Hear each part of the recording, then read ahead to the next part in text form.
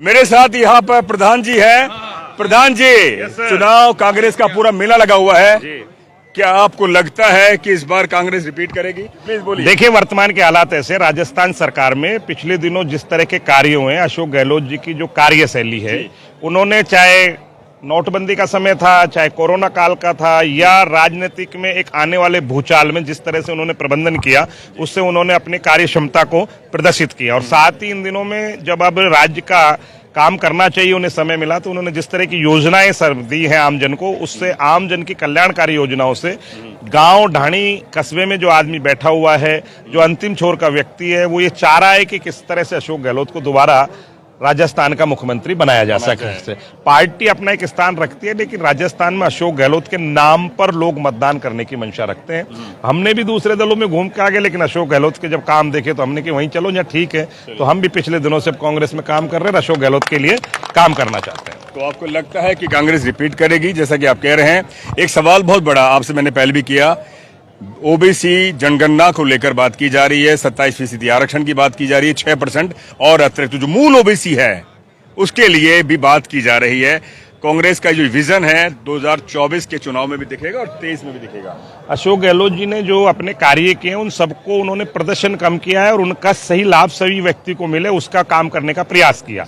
अभी जो जनगणना की बात हो रही है, उससे वो चाहते हैं कि जिसकी जितनी संख्या उसको उतना भागीदारी हिस्सेदारी मिलनी चाहिए। कुछ लोगों की जनसंख्या कम है, लेकिन उनकी भागीदारी अधिक है और वो लोग सत्ता पर काबिज हैं। इसलिए वो ये चाहते हैं कि जिस तरह से अन्य जातियों को आरक्षण का लाभ मिल रहा है, उनमें से कुछ जातियां ऐसी रह गई हैं जो शोषित पीड़ित दलित है, लेकिन उनकी कहीं भी गणना नहीं हो रही है। उन लोगों को कैसे लाभ दिया जाए, इसके आधार पर वो आदरणीय राहुल गांधी जी की जो उन्होंने कहा है कि जातिगत जनगणना, उसे आगे बढ़ाना चाह रहे हैं। ऐसी आशा हम रखते हैं कि इस काम पर शीघ्र कार्य हो और सब लोगों को लाभ मिले। आप कहां से दावा ठोक रहे हैं? मेरा दावा तो नहीं है, मैंने भी ये मंशा रखी है कि मैंने पहले विधानसभा का चुनाव लड़ा 2013 में, तब मुझे 18,000 वोट मिला और मैंने देखा जो उनके 2,000-2,500 वोट आ रहे हैं वो भी टिकट मांग रहे हैं, तो मैंने कहा अपने तो 18,000 वोट आए। अलवर जिले शहर से, शहर विधानसभा से हमने भी अपनी टिकट मांगने की दावेदारी रखी है। पार्टी टिकट देगी, चुनाव लड़ेंगे, नहीं तो पार्टी के लिए काम करेंगे। बहुत शुक्रिया पप्पू प्रधान, एक बड़ा नाम अलवर में, और हम इस बार अलवर शहर से वो दावा ठोक रहे हैं। और हम बात करेंगे कुछ और नेताओं से। आ जाइए संदीप, एक मिनट संदीप जी, मेरे साथ तिजारा के विधायक, पहले पूर्व में बसपा के कांग्रेस के विधायक संदीप जी, क्या लग रहा है, लाइव कर रहे हैं डेमोक्रेटिक भारत पर हम, क्या लग रहा है कि कांग्रेस रिपीट करेगी? देखिए, बिल्कुल पूरे राजस्थान में माहौल है आज। राजस्थान के मुख्यमंत्री जी ने जिस तरीके से काम किए हैं, आज आप देखो अलवर में ही हम बात करें, अब प्रत्येक विधानसभा को उठा लो, जहाँ नगर पालिका की जरूरत थी वहाँ नगर पालिका बनी है, तहसील की जरूरत थी वहाँ तहसील बनी है, जिले की जरूरत थी वहाँ जिला बना है। आज स्कूलों की जरूरत थी, बहुत बड़ी संख्या में स्कूल क्रमोन्नत हुए हैं, पूरे 10वीं के स्कूल सारे पूरे राजस्थान में 12वीं कर दिए। ये हमारी बेटियां बेचारी एक गांव से दूसरे गांव में 10-10, 5-5 किलोमीटर पैदल चल के जाती थी, आज उनको स्कूल की सुविधा उनके घर में मिल रही है। संकाय सब्जेक्ट वहां खुल गए, कॉलेज उनके एरिया में खुले हैं, हॉस्पिटल बड़ी संख्या में बने हैं। आज सब सेंटर, CHC, PHC, मेरे विधानसभा में 4 CHC 4 PHC बनी है। भिवाड़ी में डिस्ट्रिक्ट हॉस्पिटल बना है, तिजारा में 50 से 100 बेड का क्रमोन्नत हुआ है, टपुकुड़ा में 30 से 50 बेड का क्रमोन्नत हुआ है। तो ये छोटे काम है क्या? ये सारे ऐतिहासिक काम है। आज 5 कॉलेज मेरे विधानसभा क्षेत्र में खुले हैं 5 साल में। आजादी से लेकर 75 साल में 1 कॉलेज होता था, आज 5 साल में 5 कॉलेज है। तो ये ऐतिहासिक काम जो मुख्यमंत्री जी ने किए हैं, राजस्थान की जनता ने मन बना लिया है, राजस्थान में कांग्रेस की सरकार दोबारा रिपीट होगी। एक सवाल, मैं इसी जगह 2018 मैंने आपसे पहला इंटरव्यू किया था, याद हो आपको, जब आप बसपा के लिए आप टिकट मांग रहे थे। एक चुनाव, अभी तिजारा में भी कांग्रेस के कई दावेदार हैं, आप खुद विधायक हैं, जिला बना है घेरतल और तिजारा, कितना कॉन्फिडेंट है कि आपको ही टिकट मिलेगा?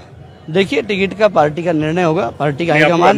मैंने 5 साल सरकार का साथ दिया है, सरकार के साथ खड़ा रहा हूँ और मुझे पूरा विश्वास है पार्टी जो भी जिम्मेदारी देगी मैं पूरी करूंगा। चलिए, जिसको भी मिलेगा साथ रहेगा। शुक्रिया। संदीप यादव हैं, कांग्रेस के विधायक है, इस समय जिला बना है तो कॉन्फिडेंट है। उन्होंने कहा, मेरे साथ प्रधान जी हैं। प्रधान जी, सुमन जी, कैसे हैं आप? बढ़िया, एकदम बढ़िया। से आप आते हैं, इस समय प्रधान है, कहीं से दावा कर रहे हैं आप? निश्चित तौर पे दावा कर रहा हूँ, कांग्रेस से, ग्रामीण से। Very good. कितना % कॉन्फिडेंट हैं आप? नहीं, ऐसा है, देखिए, जैसी हमने सेवा सर्विस काल में की, उसके साथ साथ अब आप प्रधान बने, जब भी, और यहीं के हम रहने वाले और यहीं हमारे वोटर्स हैं, तो निश्चित तौर पर हमारा हक तो बनता है।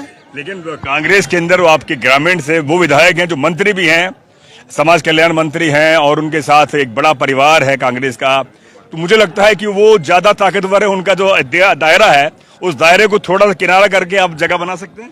ऐसा बन है, सकता है लोकतंत्र में। ये आपकी भूल है। नहीं, मेरी भूल नहीं, मैं नहीं तो ताकत तो जनता की होती है, जनता जिसके साथ होगी वो ही जीतता है।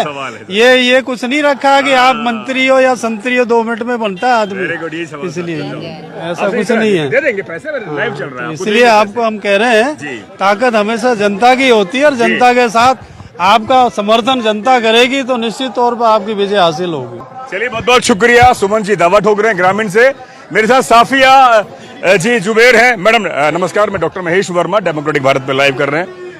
कांग्रेस के तमाम नेता कार्यकर्ता आए हैं, कितना कॉन्फिडेंट हैं कि 2023 में कांग्रेस रिपीट करेगी? देखिए 100% वी आर कॉन्फिडेंट कि कांग्रेस सरकार बनाएगी। और जो बातें करते थे 156 इंच के सीने की, तो कांग्रेस 156 सीटें लेकर आएगी और बहुत मजबूती से राजस्थान में कांग्रेस की सरकार बनेगी। आप जिस जगह से आते हैं वहां से भी सवाल हैं, विपक्ष सवाल उठाती है धर्म को लेकर, जाति को लेकर। क्या इन तमाम सवालों को दरकिनार करते हुए आप एक जीत सुनिश्चित करेंगी? पिछली बार भी यही सवाल उठाती थी लेकिन मुंह तोड़ पड़ी थी उनको, है ना। तो इस बार तो और भारी मतों से रामगढ़ में कांग्रेस जीत के जाएगी। विकास और भाईचारे के नाम पे जनता समझ गई है कि कांग्रेस काम करती है, और जो जातिवाद और धर्मवाद की राजनीति करते हैं वो तो चारों खाने चित जाएंगे। कल बहुत बड़ी पंचायत थी जो लगभग डेमोक्रेटिक भारत की वीडियो से चल रहे हैं, जो मेव महापंचायत, किसान महापंचायत हुई भाईचारे को लेकर। हालात बदलेंगे देश के?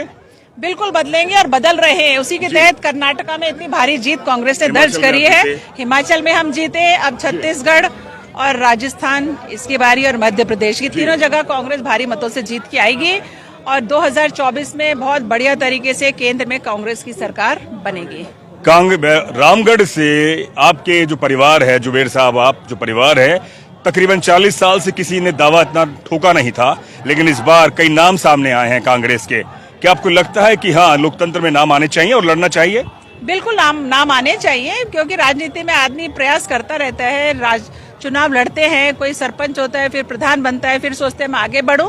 तो प्रोग्रेस का नाम ही राजनीति है। देखिए, तो व्यक्तियों को प्रोग्रेस सोच तो रखनी चाहिए, आगे बढ़ने की सोच तो रखनी चाहिए। इसमें बिल्कुल आए और बहुत अच्छी बात भी है कि वाकई डेमोक्रेसी में इस तरह के काम होने चाहिए, और रामगढ़ में हमने डेमोक्रेसी का ध्यान रखा है, लोकतंत्र को मजबूत किया है। तो मुझे तो खुशी है कि लोगों ने अपने बायोडाटा दिए हैं। चलिए, बहुत बहुत शुक्रिया। साफिया जुबेर रामगढ़ से कांग्रेस से विधायक हैं, बिल्कुल आज अपने तमाम कार्यकर्ताओं के साथ आए हैं। हम बात करेंगे और लोगों से लगातार डेमोक्रेटिक भारत के फेसबुक पेज पर हम बात कर रहे हैं। मेरे साथ एक बहुत बड़ा नाम, अलवर ही नहीं, राजस्थान में सूरजमल करदम जी, दलित आदिवासी वंचित समाज के लिए जमीनी स्तर पर उन्होंने धूप के थपेड़े देखे हैं और इतनी मेहनत करी है, तो हम चाहते हैं कि इस मेहनत का परिणाम उनको मिले। इस उम्र में भी आज युवा बने हुए हैं, कैसा महसूस करते हैं इस लोकतंत्र में, चुनावी पूरे इस तंत्र को देखते हुए? देखिए, बाबा साहेब अम्बेडकर जी ने भारत का संविधान बनाया, उसमें सबको वोट का अधिकार दिया, सबको लड़ने का अधिकार दिया। जो रिजर्वेशन बाबा साहब ने संविधान के माध्यम से दिया है, उस संविधान के तहत अनुसूचित जाति की सीट के अलवर ग्रामीण है, उस पर एक क्षेत्र मंत्री का अधिकार क्षेत्र रहा है, जिसकी खामियां हैं जो क्षेत्र में जगजाहिर हैं, और जाटव बाहुल क्षेत्र है। जाटव बाहुल क्षेत्र मेवात क्षेत्र होने के नाते न तो मेवात का काम किया है, न जाटवों का कोई काम किया है, इसलिए गुर्जर समाज भी उनके खिलाफ है, पूरा समाज खिलाफ है। इसलिए हम लोगों ने अपना, मैं state president Akhil Bharatiya Congress committee KKC का हूं, उसके नाते मैंने अपना दावा ठोका है, और दावा ठोकने के बाद मैं आज ताकत दिख रही है कि मेरे दावा ठोकने के बाद सम्मानीय मंत्री जी जिस तादाद से भीड़ लेकर के आ रहे हैं दबाव में, केवल करदम के दबाव में वो अपनी भीड़ लेकर के आ रहे हैं, जबकि उनके ऊपर पूरा बर्दाश्त होने के बाद भी उनको कैबिनेट मंत्री होने के नाते भी भीड़ लाने की कोई आवश्यकता नहीं थी। परंतु मैं जनता से जुड़ा हुआ हूँ, जनता के आम दर्द में शामिल रहा हूँ। 30 साल तक मैंने पूरे अलवर जिले में संघर्ष किया है। मेवात का करबला मैंने आजाद करा के दिया है, मस्जिदें आजाद करा के दी हैं जब मैं कुछ नहीं था, जब मैंने मेवात के साथ रहा। आज भी चाहे मुझे टिकट मिले या ना मिले, मैं आम जनता के साथ कंधे से कंधा मिला करके अपना संघर्ष जारी रखूंगा। यानी कि आप कॉन्फिडेंट हैं कि आपके दावे पर कांग्रेस कमेटी विचार करेगी और हो सकता है कि टिकट भी आपको मिल जाए। देखिए, विचार करना चाहिए। ये जरूरी नहीं है कि एक सत्ताधीश या पैसे वाला है उसी को टिकट मिले।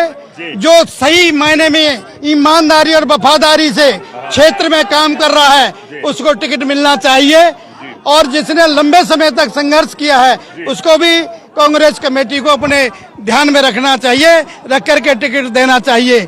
और मंत्री के दबाव में आकर के अगर टिकट दिया तो यह क्षेत्र, अलवर ग्रामीण क्षेत्र का जो स्थिति है, जो जैसी है, वहाँ की जनता निर्णय करेगी। चलिए, बहुत बहुत शुक्रिया मेरे साथ करदम जी, बहुत बहुत शुभकामनाएं। आप पूरे दावा आप ठोक रहे हैं और हम चाहते हैं कि आपका दावा पर विचार किया जाए।